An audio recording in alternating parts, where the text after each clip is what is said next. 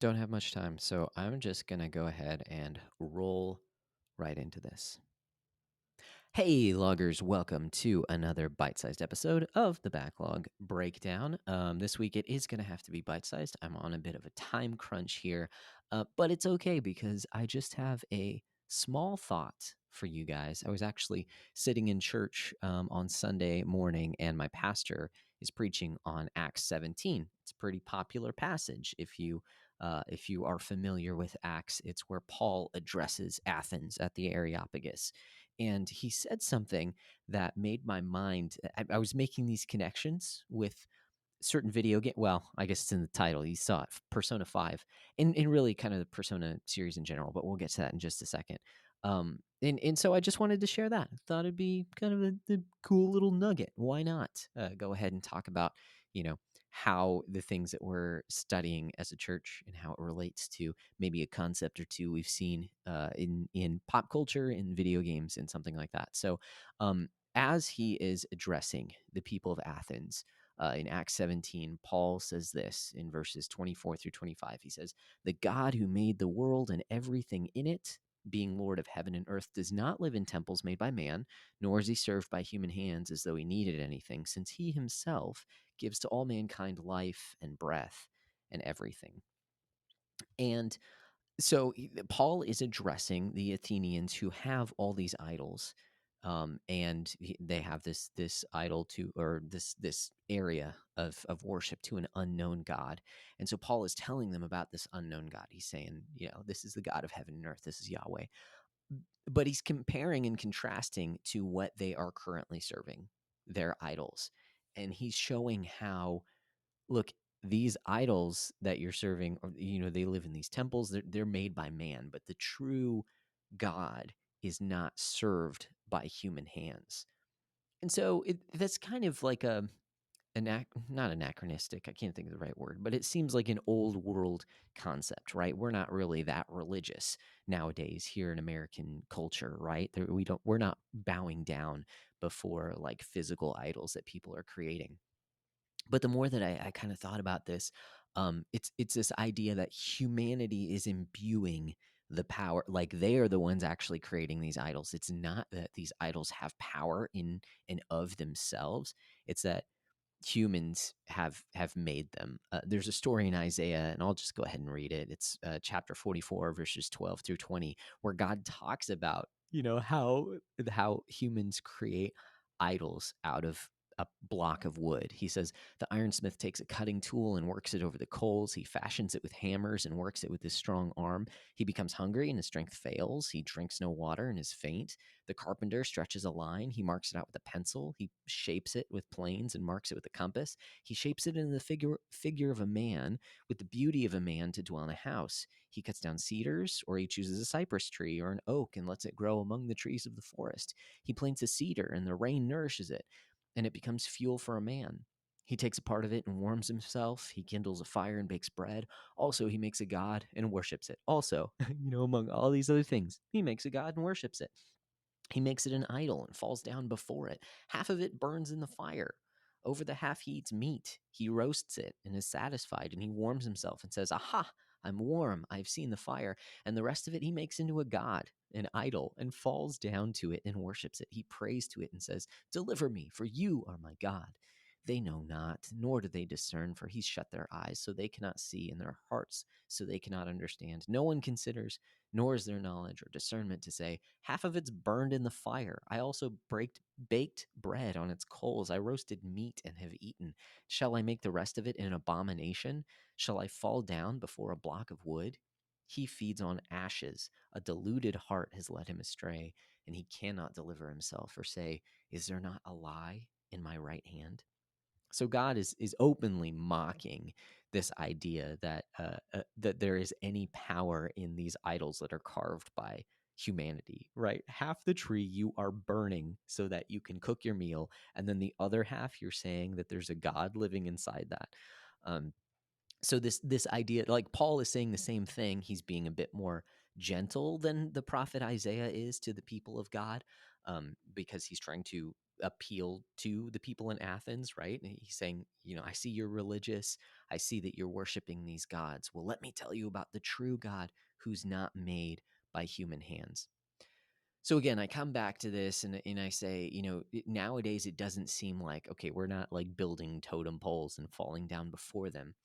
Um, but I do see an analogy in a concept that I've seen in video games, and it's this concept of, like in Persona 5, the collective unconscious. I know that it comes from, it's Jungian.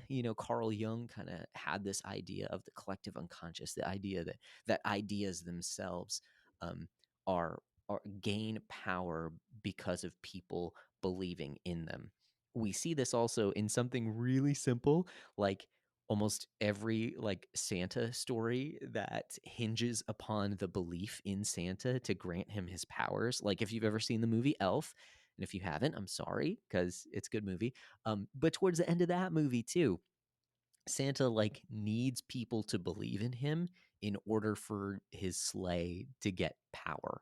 And it's that, I mean, obviously that's a humorous version of this idea.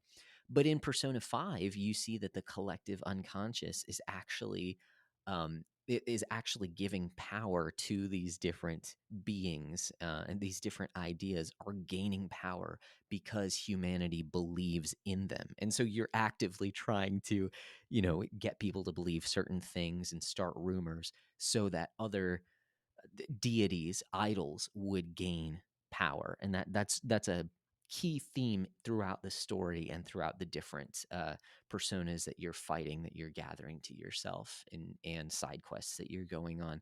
And actually through a lot of the Persona series, that same idea of the collective unconscious, of humanity giving power to these idols through belief in them. Not that these things have power in and of themselves, but that humanity has to imbue them with power. And it's like Paul is saying here, these idols that you're serving, these things that you're going after, they need you to serve them.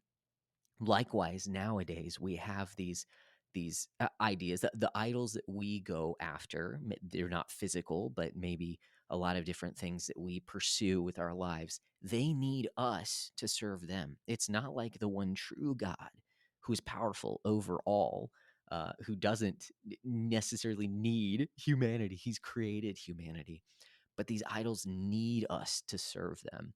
So things like, things that people pursue, right? So you've got something like fame, right?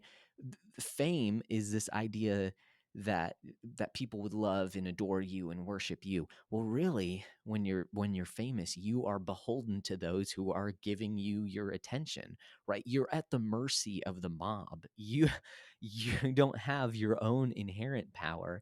You are beholden to them to give you that. You think of fortune, right? Money. You're pursuing money with your life, riches, worldly riches. And we see nowadays, like you recognize that you're worshiping a fiat currency, right? It's something that we've all agreed is valuable, and we see how unstable that is with inflation and things like that. It's not that these things are inherently valuable; it's that we have said that they are.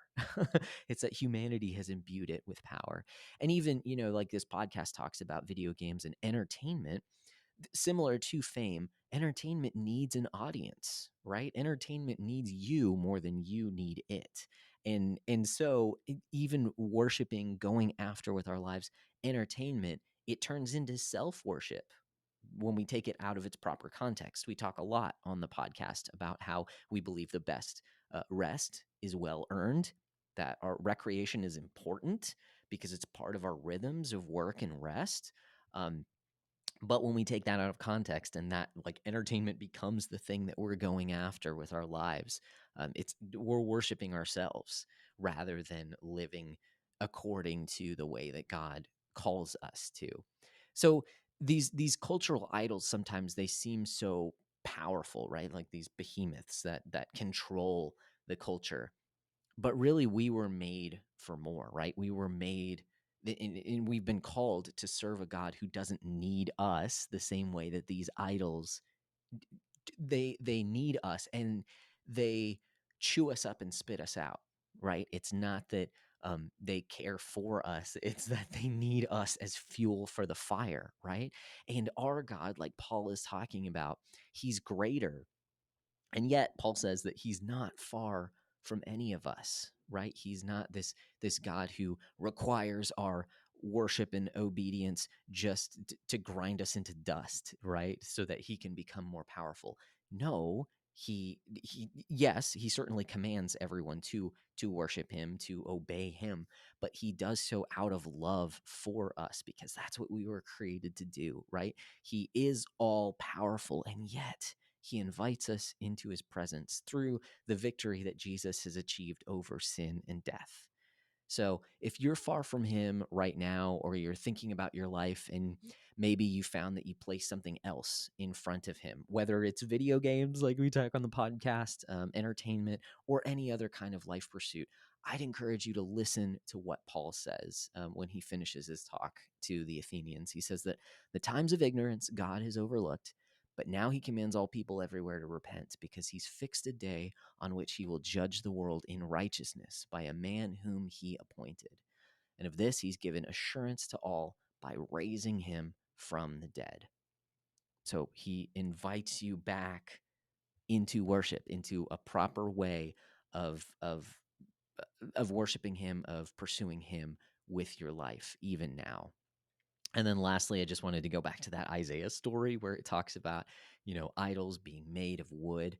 Right before that, God talks about his power and how he is different from these idols. In verses 9 through 11, he says, all who fashion idols are nothing, and the things they delight in do not profit. Their witnesses neither see nor know, that they may be put to shame. Who fashions a god or casts an idol that is profitable for nothing?